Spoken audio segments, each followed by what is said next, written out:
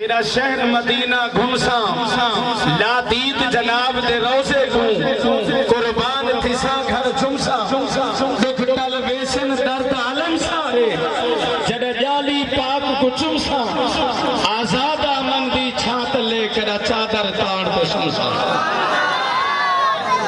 हाले भी मजा नहीं आया जे ही साल बना चांद ऊंची आवाज लगो सुभान अल्लाह। काफ काजिया खोल किताब लसाइडो वक्त नमाज़ो यार आगे।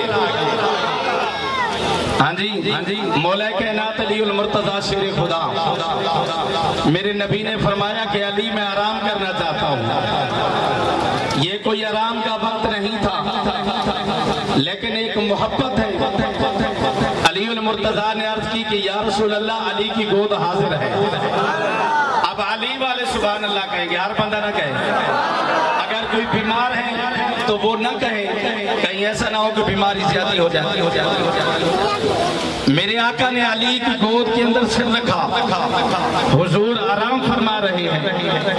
इधर इधर इधर सूरज गुरूब हो रहा है। वो अली कि जिसने पूरी जिंदगी कभी नमाज कज़ा ही नहीं पढ़ी। अली हम तो छोड़ देते हैं फिर भी सीना तान के कहते हैं सानू नहीं पता कि ऐसी नमाज पढ़। कोई नमाजी कह भी देना भाई नमाज पढ़, मेरे कपड़े गंदे।